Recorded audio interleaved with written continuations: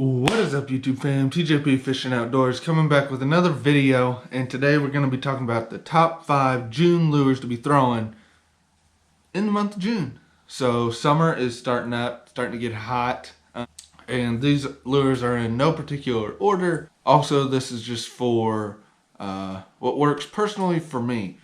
You might throw something totally different. Hopefully I can give you some tips, increase your knowledge on your tackle box, on what to throw when. So yeah, I'm all here about helping people out. So coming in at the verse of the day, we got Ephesians 6:2-3. Honor your father and mother, which is the first commandment with a promise, so that it may go well with you and that you may enjoy long life on the earth. So that is a great verse. Take that with you throughout your week. Now let's get right in the video. So coming in at number 5, we'll say, is a big worm. So I have a blazing worm tied up here in a Guggen Squad blazing worm. Any swimming worm. This is the one right here is a 7-inch, and this is a 10-inch Mondo worm. So you can swim those. You can hop them across the bottom on your Texas rigs like what I got. And just that little flutter action in the tail really gets them. Big worms work great in the summer, whether it's a ribbon-tailed worm or just a straight-tailed worm, like your trick worms or something like that. So you can Texas rig them. Also, I've heard, and they do work well, you can wacky rig them. Little preview there in the end here. So, big worms look great in the summer. Coming in at number 2, we go to our top water, and I have a popper tied on here. Poppers or walking baits will work great. This is a Guggen Squad Hound, very slender profile, and it also has a little lip where it can shoot water out. And this is just like a Bass Pro walking bait that I have. You can get some with rattles and without. This has 1 knot, and these have little BBs in it. White and black are the main colors I go for on topwater, unless it's a very, very clear lake. Then I would go with a translucent bottom for them. But you can throw those up underneath laydowns in the shade where the bass are hanging out, and you can keep that bait in the strike zone longer. Rather than your buzz baits or whopper ploppers. I do have a whopper plopper tied up for those more aggressive fish. So, and that's more for open water. But your poppers will spit out more water, and they do have, some have rattle, some don't. This one that I have tied on does have a rattle. It's more aggressive for those more aggressive fish. In June, the water's heating up, so that's bringing up all the heat and intensity in the bass. Walking baits and poppers are my number 4. Coming in at number 3, we have a Wacky Rig. So these baits, as you can tell, this one isn't very centered. But a Wacky Rig Senko, you can you get a regular stick bait like you have, split it in half, not like this, and then just hook it through the center. And I have it on a 1/16 ounce jig head, so it'll fall a little bit faster. But this is more a finesse situation. The bait will fall down, and the 2 sides will flutter back and forth as it goes down in the water. And you can just hop that. You can let that bait fall. Usually on the initial drop, first drop, the bass will get it either weightless or a very light jig head like what I got will do the trick. You don't want something extremely fast where it falls to the bottom. This is a finesse application. So take that with you however you want. You can flip that, around trees where the bass are hanging out. Big drop-off ledges.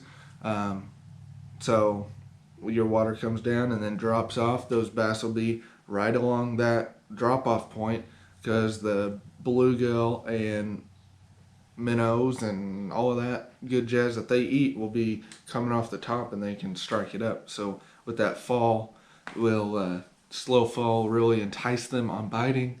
Also in the shade around trees where they're tucked up tight. So it can really pull fish from anywhere. So that is number 3, the Wacky Rig Cinco. We interrupt this video for a message from the barn. So we got our barn mostly up. We have it black and white trim, a black door here, and we will go inside. So this is what it looks like, white roof.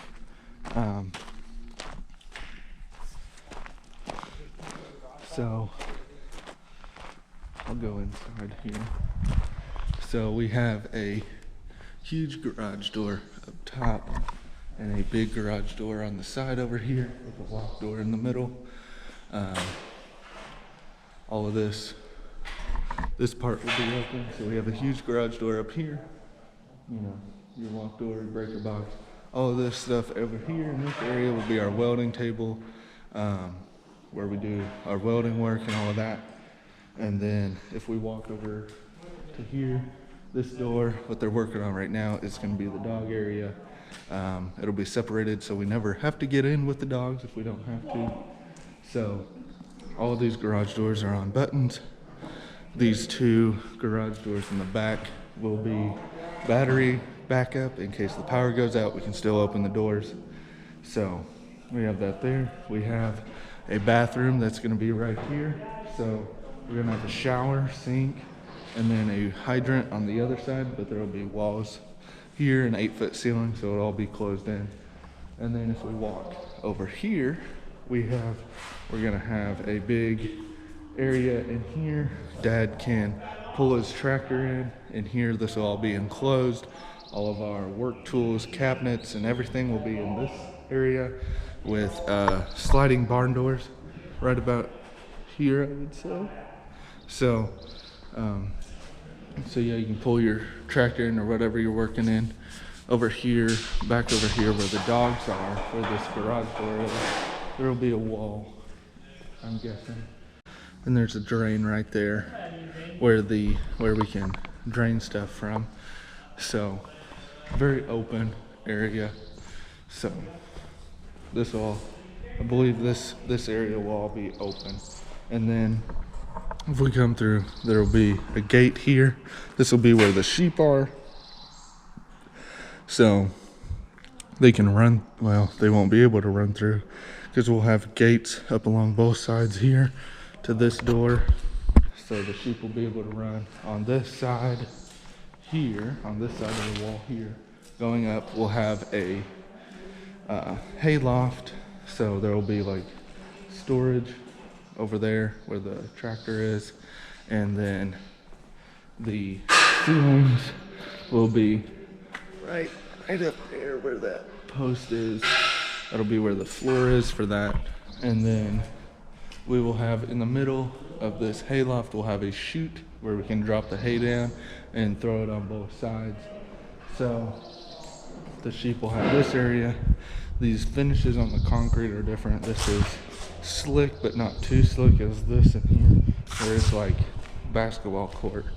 So this is slick where they won't fall off or won't slip and fall. So, and then if we open this door, we have concrete, rough concrete.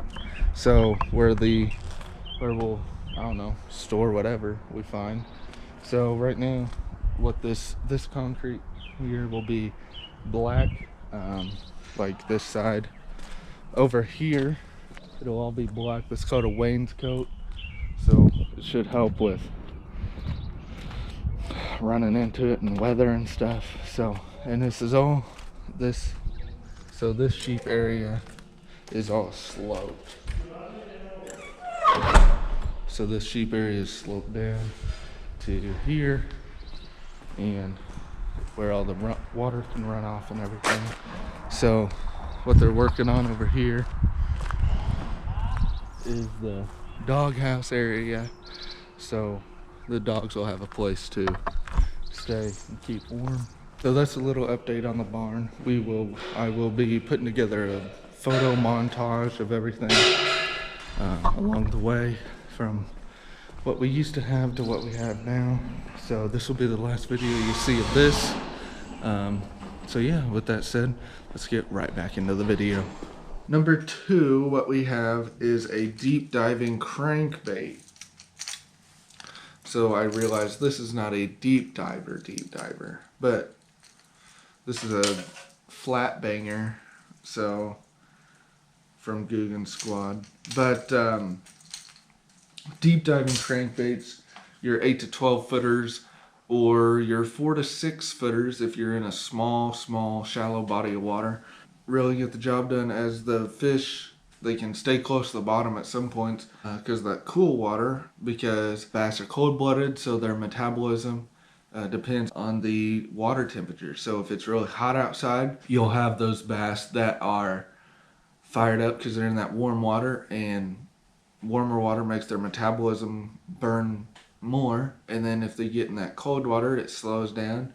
So a deep diving crankbait gets in the bottom of that, rips up the bottom of them, and they're just waiting for an easy meal to come along and snatch up along that bottom. And this is not the #1 bait of all time in June or whatever. I have the Underspin tied up. So I've been playing around with this a lot lately, and it works pretty well. So I got that on my spinning gear. It's a lot different than your chatterbaits or your spinner baits. It is similar to it, but it has an exposed hook and one blade. So in really finessey situations, when those anglers are throwing those deep diving crankbaits, your chatterbaits, your big worms, something really aggressive like that, you come along with that underspin, and it looks very natural in the water, and it has a little shine to it so it can attract those fish, and bass just cannot resist it. I caught a bass earlier this week with an underspin, and it was a tank. I'll just say that. So those are my top 5 June lures to use in the month of June. Starting up summer is your big worms, poppers, walking baits, Wacky Rig worms, deep diving crankbaits, and your underspin. That #1 bait will really go under the radar. So definitely go try it out. It's definitely worth your time. You'll catch donkeys like I will. So everybody, thank you guys for tuning in. Check out the description for all your tackle needs. Go check out everybody in the description. Swampro Lures, RIOT baits, all of that good jazz. Use the codes, links, get you some discounts on your tackle, because they work. I have them rigged up all the time. These are just in here for video purposes.